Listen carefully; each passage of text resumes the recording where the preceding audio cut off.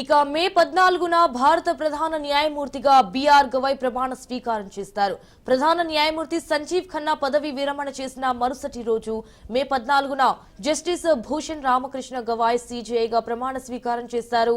ఇటు సంప్రదాయం ప్రకారం ప్రధాన న్యాయమూర్తి కేంద్ర న్యాయ మంత్రిత్వ శాఖకు తన వారసుడిగా జస్టిస్ గవాయ్ పేరును ప్రతిపాదించారు. ఇక వారసుడిని ఖరారు చేయాల్సిందిగా సీజేఐని ఇప్పటికే న్యాయశాఖ కోరింది. ఇటు దీంతో ఆయన తర్వాత సీనియారిటీ మేరకు గవాయ్ను ఎంపిక చేశారు.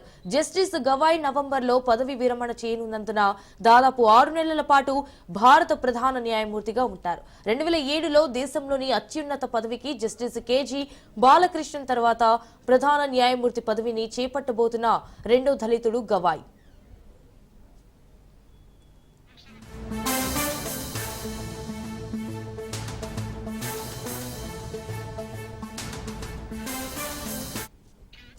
మే 14న భారత ప్రధాన న్యాయమూర్తిగా బిఆర్ గవాయ్ ప్రమాణ స్వీకారం చేస్తారు. ప్రధాన న్యాయమూర్తి సంజీవ్ ఖన్నా పదవి విరమణ చేసిన మరుసటి రోజు మే 14న జస్టిస్ భూషణ్ రామకృష్ణ గవాయ్ సీజేఐగా ప్రమాణ స్వీకారం చేస్తారు. అలాగే సంప్రదాయం ప్రకారం ప్రధాన న్యాయమూర్తి కేంద్ర న్యాయ మంత్రిత్వ శాఖకు తన వారసుడిగా జస్టిస్ గవాయ్ పేరును ప్రతిపాదించారు.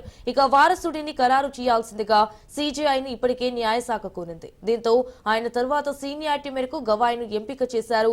ఇటు జస్టిస్ గవాయ్ నవంబర్లో పదవి విరమణ చేయనున్నందున దాదాపు 6 నెలల పాటు భారత ప్రధాన న్యాయమూర్తిగా ఉంటారు. ఇక 2007లో దేశంలోని అత్యున్నత పదవికి జస్టిస్ కేజీ బాలకృష్ణన్ తర్వాత ప్రధాన న్యాయమూర్తి పదవిని చేపట్టబోతున్న రెండో దళితుడు గవాయ్.